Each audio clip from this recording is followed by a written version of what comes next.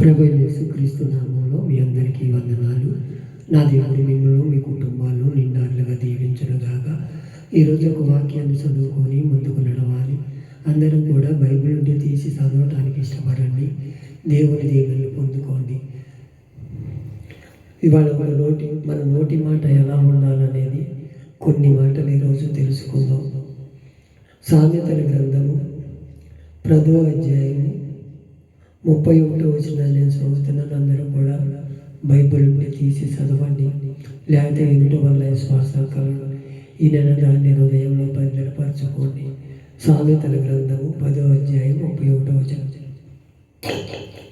నీతిమంతుని నోరు జ్ఞానోపదేశము పలుకును, మూర్ఖపు మాటలు పలుకు నాలుక పెరికి వేయబడును అంటున్నాడు.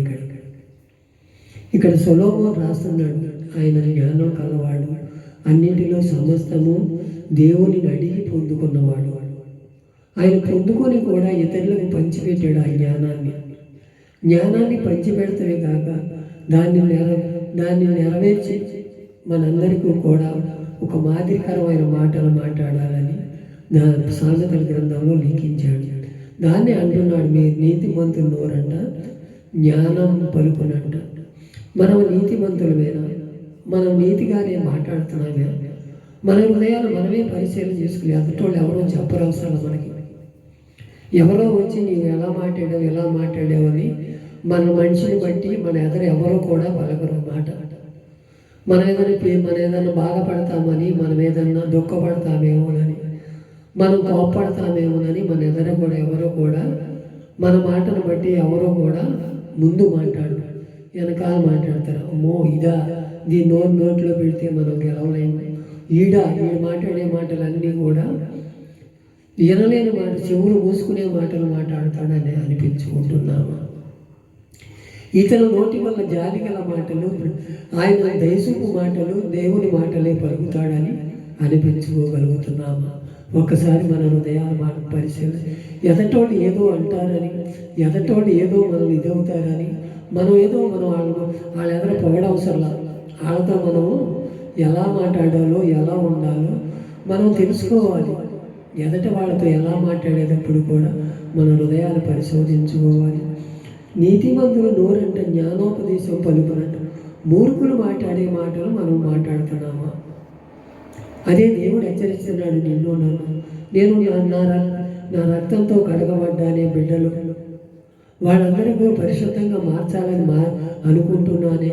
వీళ్ళందరేంటి దారి తప్పిపోతున్నారని ఒక్కోసారి అసలు పడిపోయి మనల్ని తీర్పులోనికి తీసుకురాక మనతో ఆయనలో అంటుకట్టబడాలని, దేవుని నీతిని నెరవేర్చే వాళ్ళని ఉండాలని మనం జ్ఞానం గల మాటలు మనం మాట్లాడమంటున్నాడు.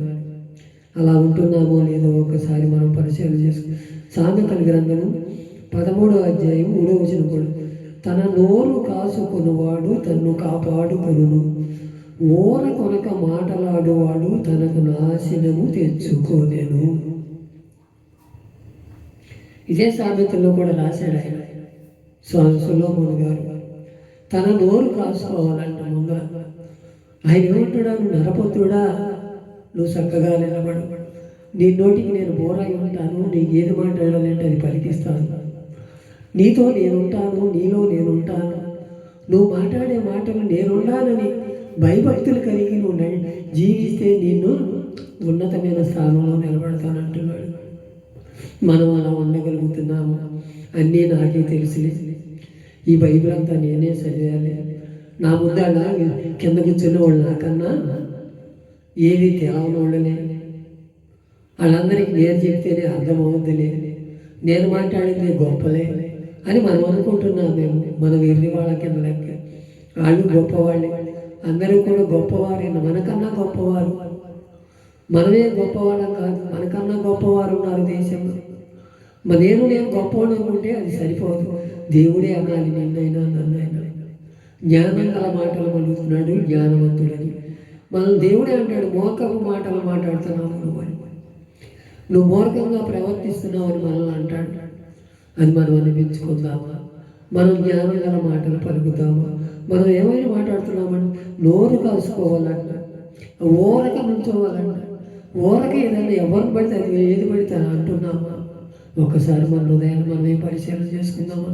ఈ రాత్రికాల సమయంలో దేవుడు నీతిమంతుల మాటలు, జీవపు మాటలు పలకాలి, జీవపు మాటలు పలకాలి అని ఎన్నిసార్లు చెబుతున్నా బైబిల్లో ఉన్నా మనం అదే మాటలు మాట్లాడుతున్నాం కదా. ఆయన ఏమంటాడు, నాశనం తెచ్చుకుంటుందంట ఊరకుండే మాటలు. ఊరు కొనక మాటలాడువాడంట తనకి నాశనం తెచ్చుకుంటాడంట. మనకెందుకు ఆడాలి జోలి? మనం ఎందుకు ఆడాలి అనాలి? మనల్ని ఏమైనా అన్నారా? మనల్ని ఏం అనలేదు కదా. మన అంటే అన్నయ్య అనేది అంటానే ఉంటారు. మనం చేసేది చేస్తానే ఉంటాం. దేవుని పని మనం చేసేటప్పుడు ఏది కూడా మనం దాచుకోవాల్సిన. మనం ఏదైనా కాని పని చేస్తే అంటే బాధపడాలి. మనం ఏదైనా దేవునికి ఆయాస్కరమైన మార్గంలో నడిస్తే ఎవరైనా ఏదైనా అనుకుంటే బాధపడాలి. దేవుని బాటలో ఉంటే మనం సువార్తకి వెళ్ళేటప్పుడు ఎంతోమంది తిడతా ఉంటారు, కొడుతున్నారు కూడా ఈ మంచి కాలంలో. అయినా సరే వాళ్ళ గురించి మనం ప్రార్థన చేద్దాం. మన మాటలు అంటే జ్ఞానవంతమైన మాటలు అయితే వాళ్ళు ఏదో ఒక రోజు పట్టుబడతారు. అదే అంటున్నాడు, సువార్త చేయు పాదములు సుందరమైనవి, ఆ పాదములు దులిపి ఆ పాద ధూళి దులిపి రండి అంటున్నాడు తప్ప వాళ్ళ మీద పోటాడి రామంటలా, వాళ్ళ మీద తగాదపడి రామంటలా, వాళ్ళ తిట్టి రామంటలా. మనల్ని ఏమంటున్నాడు? నీ నోరు కాసుకో, నీ నోరు కాసుకో. గాలికి పోయేదాన్ని మీద ఎందుకు వేసుకుంటాం?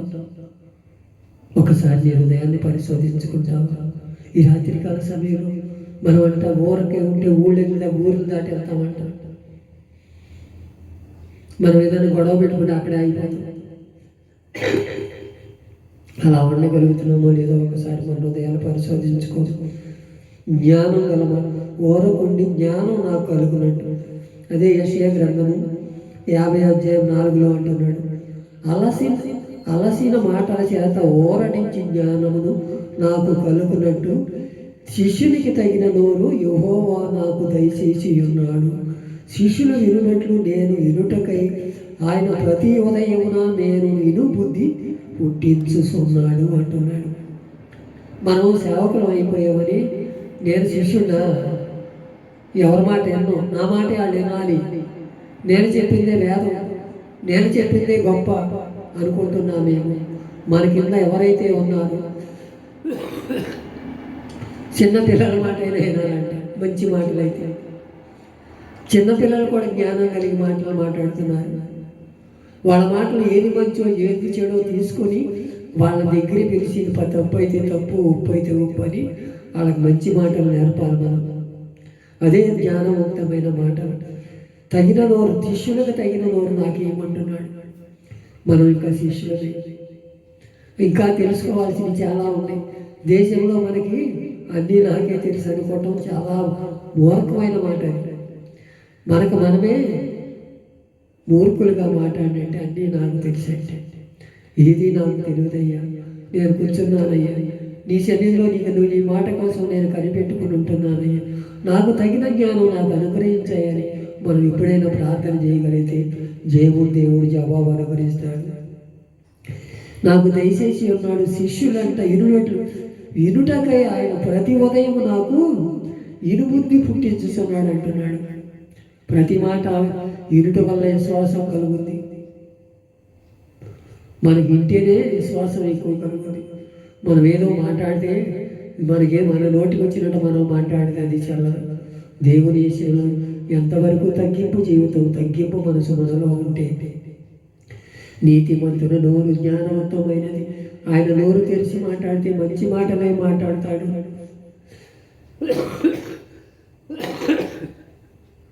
అని అనుకోగలుగుతున్నారా? మనం ఎలాంటి మాటలు మాట్లాడుతున్నామో మనం ఒకసారి మన హృదయాలు పరిశోధించుకుందాం. మూర్ఖపు మాటలు మాట్లాడితే నీ నాలుకను కోసేస్తానంటున్నాడు. మనం ఏ మాటలు మాట్లాడుతున్నామో మనం ఒకసారి మన హృదయాలు పరిశోధించుకుందాం. అయ్యా యెహోవా, నాకు దయచేసి ఉన్నావయ్యా. శిష్యులకు ఇచ్చిన వాగ్దానం నాకు స్థిరపరిచయ్యా. నీ మాటలో నా సత్యం ఉన్నదయ్యా, నీ మాటలో నీతి ఉన్నదయ్యా, నీ మాటలో యథార్థత ఉన్నదయ్యా, నీ మాటను విశ్వాసంతో మేము అంగీకరించే కృపను మాకు దయచేయమని ఒక తీర్మానం చేసుకుందాం. అలాగే మనం ఏదైతే మాట్లాడుతున్నామో ఏమంటున్నాడు? కీర్తనలో 84:10 కూడా అంటున్నాడు, ఐగుప్తుల దేశంలో నుండి నన్ను రప్పించిన నీ దేవుడైన యెహోవాను నేనే, నీ నోరు బాగుగా తెరువు, నేను దానిని నింపుదును అంటున్నాడు. ఐగుప్తు దేశం నుండి బానిసలుగా ఉండి నుంచి ఏడిపించుకొని వస్తుంటే వాళ్ళు ఏమంటున్నారు, ఎన్ని సూచిక్రియలు చేసిన వాళ్ళు మారల. మనం కూడా అదే బాధలో ఉంటున్నామేమో. రోగాలతో వచ్చామా, బాధలతో వచ్చామా, ఇరుకులతో వచ్చామా, ఇబ్బందులతో వచ్చామా, బాధలతో వచ్చి దేవుని సన్నిధిలో మోకరించి ప్రార్థన చేసి, అయ్యా ఇక మీదట నేను ఈ తప్పు చేయను అయ్యా అని మనం మోకరించి ప్రార్థన చేసి దయదరిచి అవన్నీ తీసేసి మనం ఉన్నతమైన స్థానంలో నిలబెడితే దాన్ని మనం దుర్వినియోగం చేసుకుంటున్నాం. అన్నీ కలిసి వచ్చినాక దేవుడు అంటే లెక్కలేని తనంలో ఉంటున్నామేమో. ఒక్కసారి మనము నీ నోరు బాగా తెరవము, నేను నింపుతాను, నీ నోటిలో నేను బోరై ఉంటాను, నీకు నేను తోడై ఉంటానని వాగ్దాన పౌరం మనలో చేస్తున్నాడు. మనం అలాంటి స్థితిలో ఉంటున్నామో లేదో ఒక్కసారి మన హృదయాలు పరిశోధించి, నీతిమంతుల నోరు జ్ఞానోపదేశం పలుకులు. అలాగే ఆయన ఏమంటున్నాడు మళ్ళీ, తన నోరు కాసుకున్నవాడు తన్ను కాపాడుకున్నాడంట. నాలుగు ఏదన్నా మాట్లాడితే మనం ఈ పాప చెప్పాలంట. నాలుగు ఏది మాట్లాడుతుంది మనం ఈ అప్పు చెప్పాల్సింది. మనం చెడు మాటలు మాట్లాడితే కొడతారు కూడా. అలాంటి మాటల్లో ఉంటున్నామా లేదా ఒక్కసారి మన హృదయాలు పరిశోధించుకుందాం. ఈ రాత్రి కాల సరైన తీర్మానం చేసు, అయ్యా నేను నీతిమంతులుగా నీ రక్షణ మార్గంలో నడవబట్టి నన్ను నీతిమంతులుగా తీర్చేవయ్యా. నా నోటి నేను రాసుకుంటానయ్యా, నా నోటికి బోరై ఉండయ్యా. అయ్యా బోరకే ఉంటానయ్యా, నీ వాక్కు కోసం నేను ఎదురు చూస్తానయ్యా, నీ మాట కోసం నేను కనిపెట్టుకొని ఉంటానయ్యా.